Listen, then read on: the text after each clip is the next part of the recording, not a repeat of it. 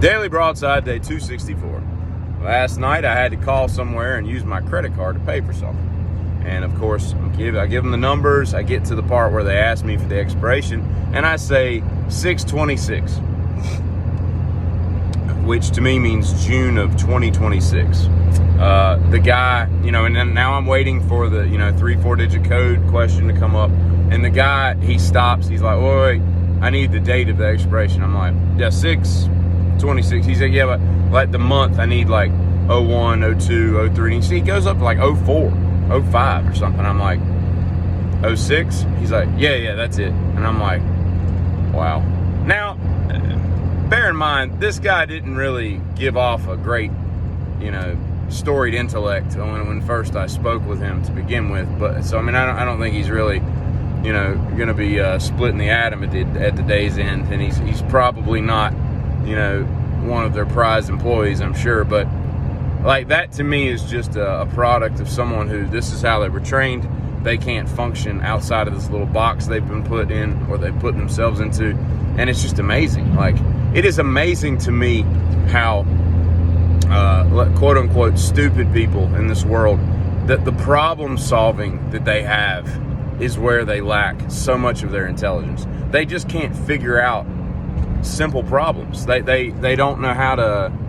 But anyway, it just 06, whatever. I think we're all officially tired of hearing about Brittany Griner. I know I am. And for me, the way I'm looking at it is I don't care about the whole, what about Paul Whelan and Mark Foley, whatever his name was, all these people that are over there as well.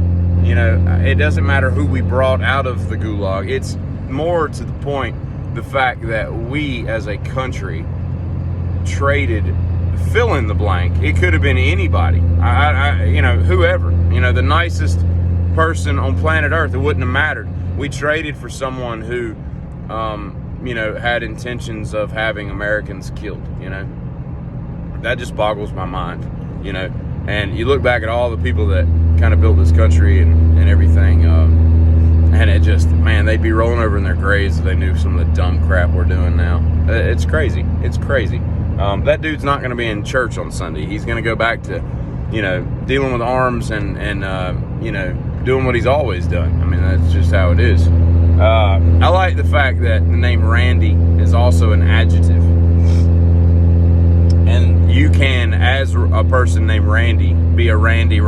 I just think that's kind of cool. There's not enough adjective names that sound cool like Randy. If my name was Randy, I would try to prescribe to being Randy most of the time, so that I could be considered a Randy. And if you don't know what the word means, it's just a cool word to use in general that a lot of people don't know is an adjective.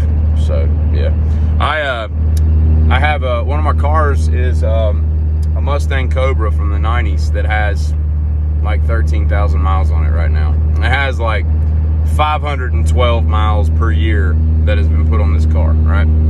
It's basically you went back in time and bought a brand new car, basically.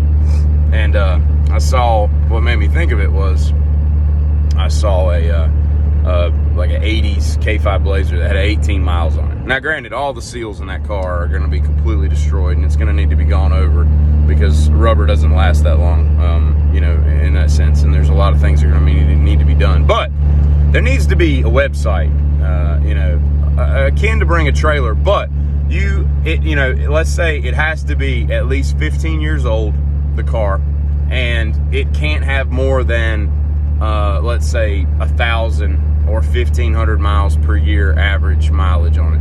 Because there are so many awesome barn finds out there that, you got to go through, bring a trailer and all these things to try to find them. But it would be cool if they were all housed in one place on one website for like super low mile cars, for people that, wanted to go back in time and buy something that, they couldn't buy then, or they were too young to buy, or whatever. I just think that would be kind of useful. And I watched Sebastian Maniscalco's new Netflix thing, and I like him. He's funny. He's very funny. But I'm convinced that if he had to sit in a chair and not use so much of his exaggerated accent, I don't think he'd be half as funny. Like, he has to do all the movements and be physical and all that stuff, and it's just kind of funny to think about him just sitting. Like, I wonder if he's funny sitting at a dinner table, or if he's like, pass the carrots. I can't even do it. That was horrible. But you know what I'm saying? Like, yeah, if he's not able to be himself, never mind. It's not important. Carry on.